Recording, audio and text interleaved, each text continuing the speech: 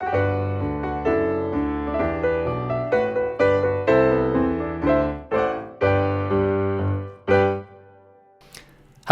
and welcome to my Flosstube. My name is Jacob de Graaf. I am the owner and the designer of Modern Folk Embroidery, and it's been a minute since I last was here, quite some time in fact, but yeah, I mean, life happens, busy, lots of stuff.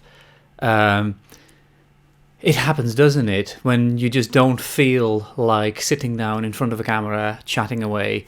I've been doing plenty of stuff. I've been happily stitching on some stuff. I've been designing some stuff, and I've sort of recently really got back into the groove of designing and making things, which is really exciting.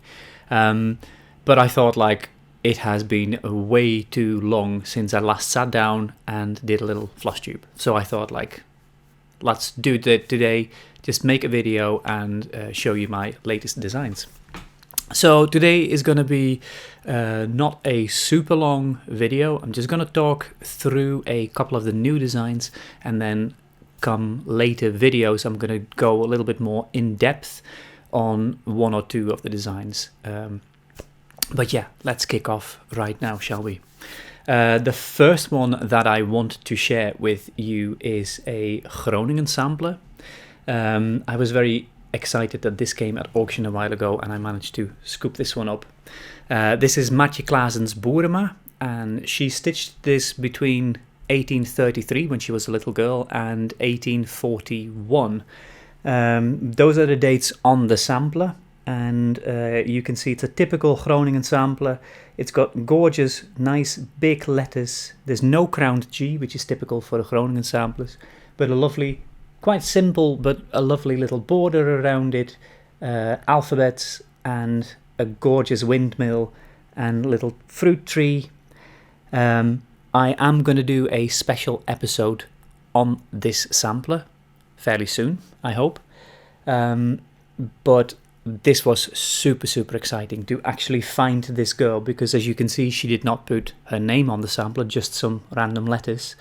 Well, not random, but if you don't know what you're looking for, they're kind of random. But yeah, I did some detective work and found a girl from Groningen, which was very exciting. And what I really like is that she actually, I don't know if they actually lived in the mill. Her father was the skipper and the miller, but the mill that they owned looked exactly like that mill here. There is actually one surviving sort of painting from it, and there's a print from it. I've only seen the print after the painting. I've not seen the original painting, sadly. But it is this mill, so that's basically that's quite cool that she actually stitched the mill. And there is, it seems very abstract, but there's actually a lot of detail in there, including the little bird on top, which the mill had. There was a wind vane, and it was actually resting on wooden logs, as you can see in the bottom. So those little squares with the round circles, that's actually wooden logs, crosscuts. So yeah, this is a really exciting sampler, and this one is available as a PDF in my shop. As usual, I always collaborate with Evertote in Canada, who has beautiful fabrics and flosses. They've got some gorgeous blacks, one Vierlander, which they have dyed specifically for me, which is a really nice browny black colour, very reminiscent of the sort of rusty blacks that you see on antique embroidery. But you can of course pick any materials that you like. You can use DMCs, you can use just regular Zweigart linen, Aida, whatever you like. This is a full crosses pattern. There's no specialty stitches in this one at all. There is a pattern keeper compatible version included in your downloads from my website. If you want a print booklet and you are in the US, you can always ask your favorite local needle shop. If you are a needle shop, I have a wholesale account with ICG Crafts. I will link down in the bottom as well. So if you have a shop and you want to order my patterns, you can order from ICG Crafts. They do print on demand, and they just ship to you. And I have actually heard from one of my stitchy friends that they have reduced their shipping fees within the US, which is great news. So that was always a bit of a problem for some people. But yeah, that's really exciting. So yes, you can buy it everywhere, pretty much. The second sampler is also a reproduction sampler, which is this one. And I named it Hold On To Your Socks. Now, I had to hold on to my socks when I saw this in an antique shop. It is absolutely gorgeous. I mean, just look at that. It's a gorgeous, very fine, not like high count, but very fine linen. It's very sheer and very thin. I mean, if I put my hand behind it, you can see my hand literally through it. So it's a very sheer fabric, but it's absolutely gorgeous. Gorgeous red silks, probably cochineal dyed. But yeah, I love this sampler so much. And what made this so special was, I don't know if this is a Dutch sampler. It could be. It could also be a German sampler. But it has clocks motifs. And clocks motifs are motifs that were traditionally either knit or embroidered onto socks. So you had your knitting stockings, and you would put these basically between the gussets on your calves. So there's these lovely sort of Renaissance patterns, very old, and then more sort of Rococo patterns here. And these ones at the bottom are more the things that you could put on sleeves of, say, gloves, for instance, or at the top of your socks. And you could probably knit them in pattern, or you could stitch them as an embroidery pattern. So yeah, I just really like this one. This pattern measures, let me just see, 331 crosses in height, 224 crosses in width, and has a total of 21,621 crosses. Had to spy on my little sheet here. But yeah, hold on to your socks.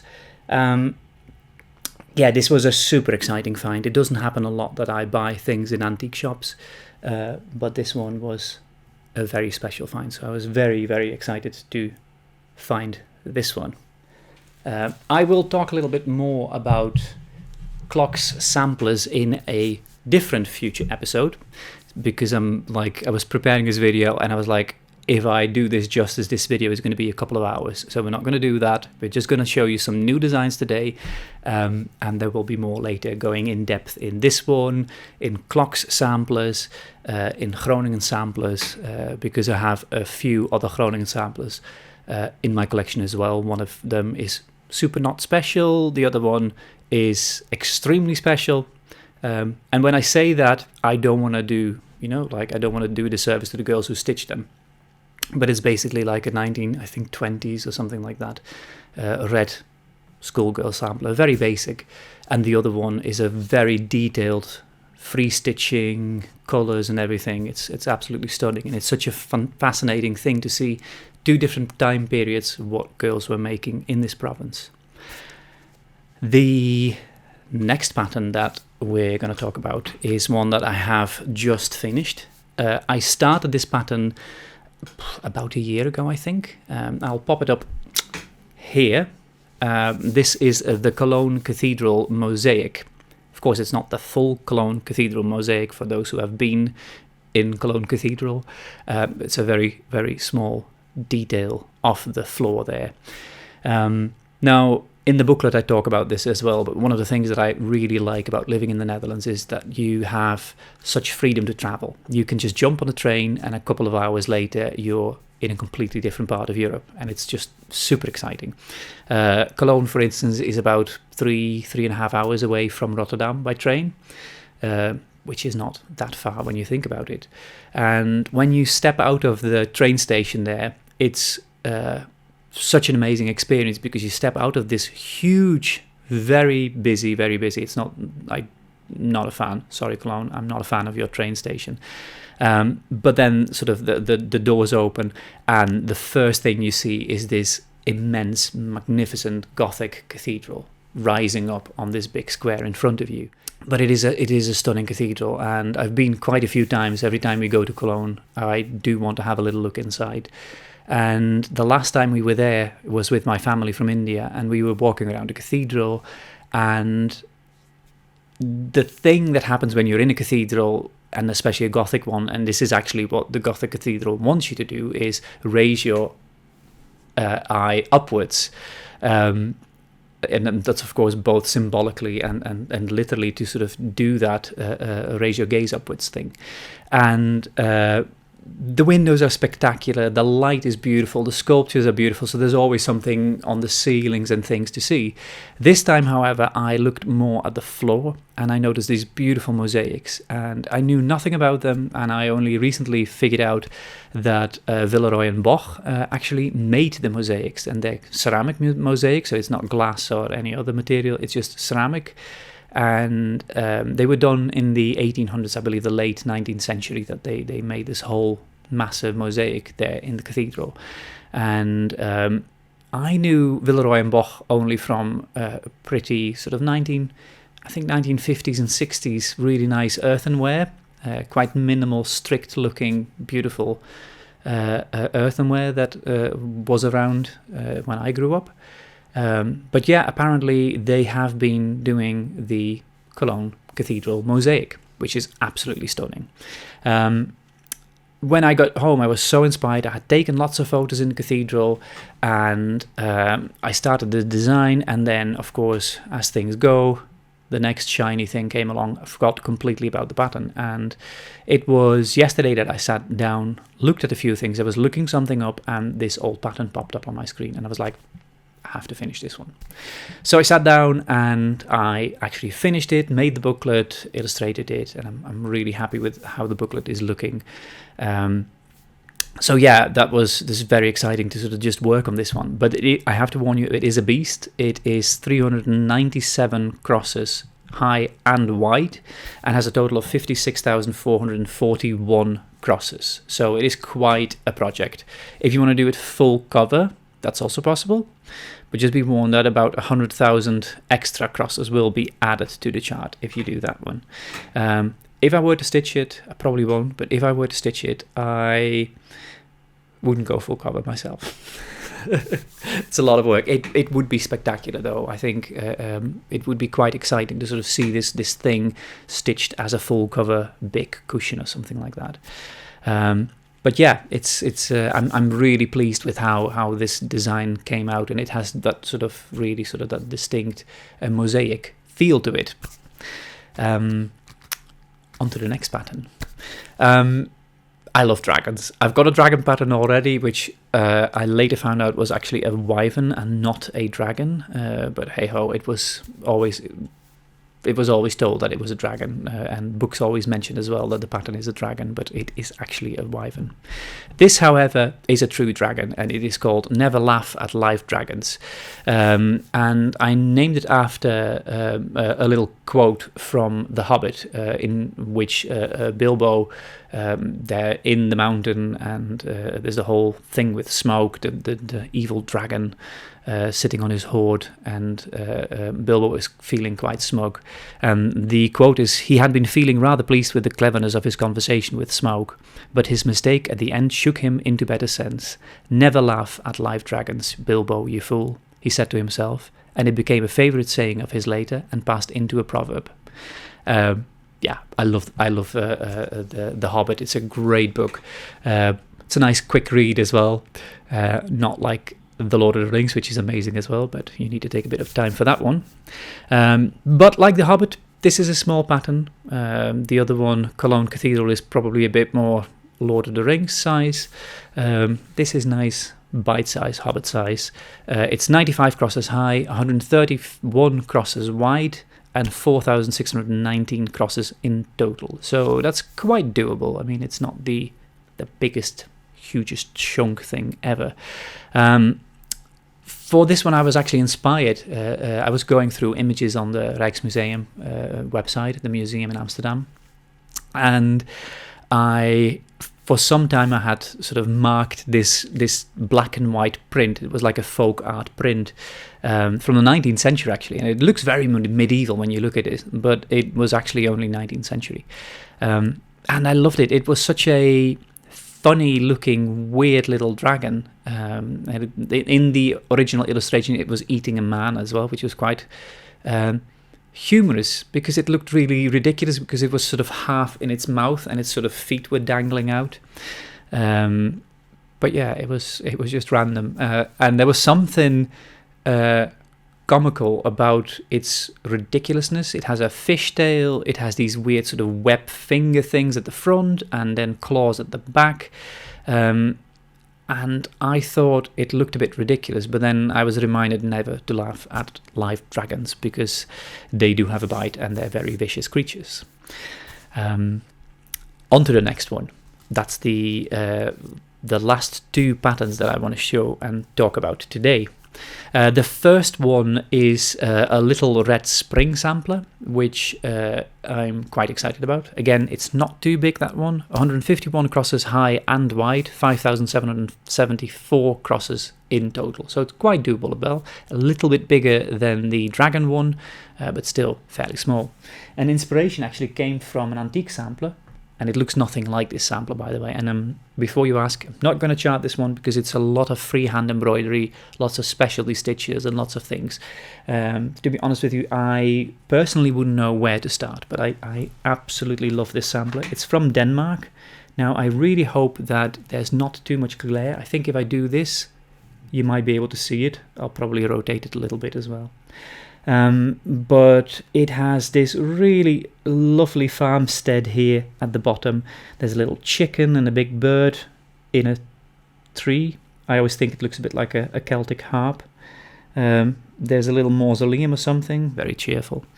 But what I love is the little wreath here, and the little wreaths that she has put here, and this beautiful big wreath in the middle.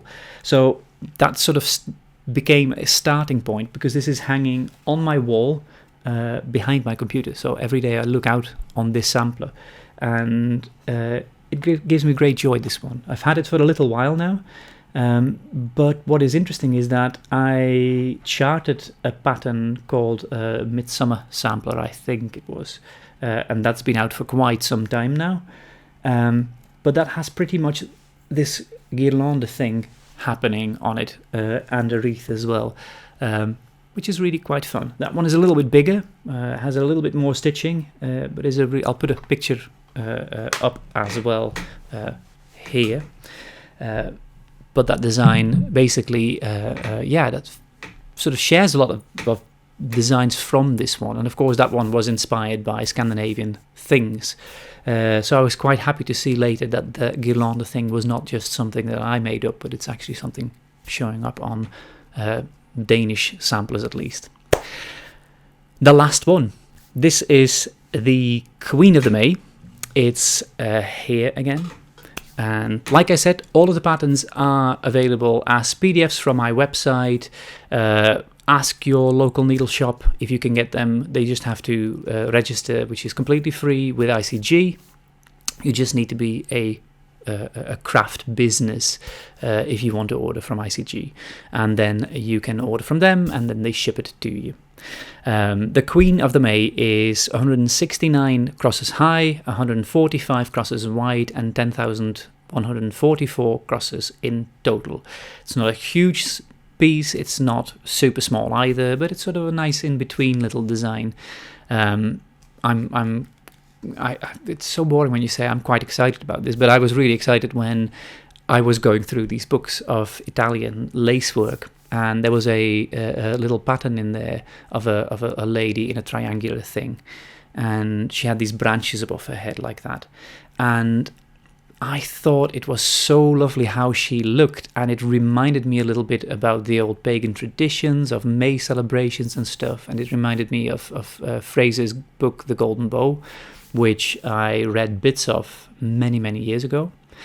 But yeah, it's fascinating, and then I started designing with the lace pattern partly still in mind, but adding lots of stuff and adding borders and changing lots of stuff. Making these sunflowers, because are they suns, are they flowers? It's a bit of an in-between thing. It all plays with the whole May symbology in that one. But I'm really pleased with how the design turned out in the end. And then I had everything finished, and then I wanted to do a little song, because I thought that would be fun. Found a song called The May Queen, which I didn't particularly like, so then I went digging a little bit deeper, and I found this amazing old tune called the Cambridgeshire Carol. So I'm going to ring this video out today with the Cambridgeshire Carol. I hope you enjoyed today's video. I hope to be back very soon again. All the details that we've talked about are in the description below. And for now, all the best. Have a wonderful week, and I will see you very soon again, I hope. Enjoy your May. Bye-bye.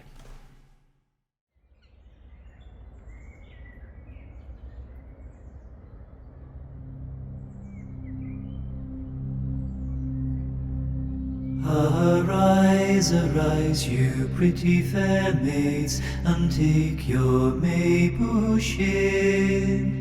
For if that is gone before tomorrow morn, you would say we had brought you none.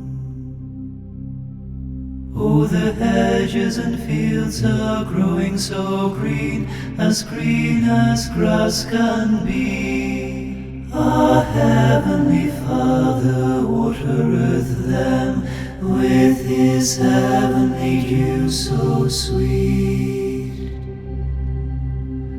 I have got a little purse in my pocket that's tied with a silken string, and all that it lacks is a little of your gold to line it well within. Now the clock strikes 1, it's time we're gone, we can no longer stay. So please to remember our money box, and God send you a joyful May.